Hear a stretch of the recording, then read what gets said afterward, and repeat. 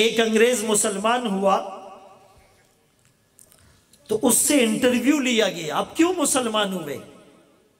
اس نے کہا جی میں فرانس کی میرین میں تھا جو آبدوز میں ڈیوٹی دیتے، تو ساری زندگی میں نے سمندر کی تہ میں آبدوز میں گزاری تھی۔ میں جب ریٹائر ہوا تو مجھے شوق تھا کہ میں انجیل کو سٹڈی کروں، قرآن کو سٹڈی کروں، کمپیریزن کروں، مجھے پتہ چلے کہ اللہ کی کون سی کتاب سچی ہے۔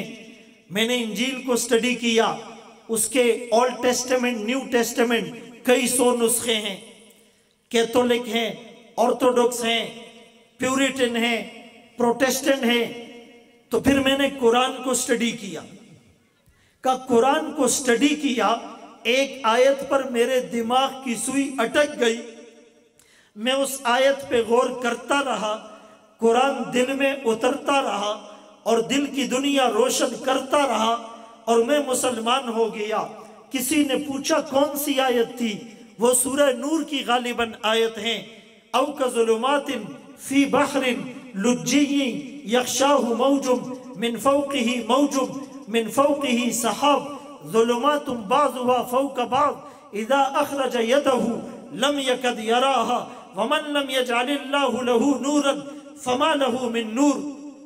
کہنے لگا میں نے آبدوز میں ڈیوٹی کی، سمندر کی تہ میں ڈیوٹی کی، تو سائنس نے سائنٹیفکلی اس کو پروف کیا کہ پوری دنیا میں جو سب سے زیادہ ڈارکنس ہوتی ہے، سب سے زیادہ اندھیرا ہوتا ہے، سب سے زیادہ تاریکی ہوتی ہیں، وہ سمندر کی تہ میں ہوتی ہیں۔ لیکن جب میں نے قرآن کو سٹڈی کیا، قرآن نے اس حقیقت سے پردہ 1400 سال پہلے اٹھایا۔ اس زمانے میں ٹیکنالوجی نہیں تھی، انسٹرومنٹ نہیں تھے، ایکیوپمنٹ نہیں تھے، رصد گاہیں نہیں تھی، آلات نہیں تھے، اوزار نہیں تھے، سائنس نے ترقی نہیں کی تھی، ریسرچنگ ٹولز نہیں تھے۔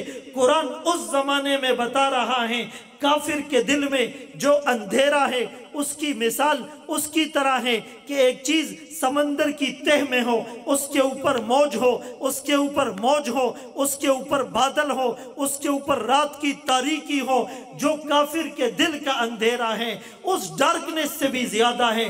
قرآن نے یہ جو منظر کشی کی اور 1400 سال پہلے کی اور بغیر انسٹرومنٹ، ایکیوپمنٹ اور آلات اور اسباب اور وسائل کی میرے دل نے گواہی دی، یہ کسی انسان کی کتاب نہیں ہو سکتی۔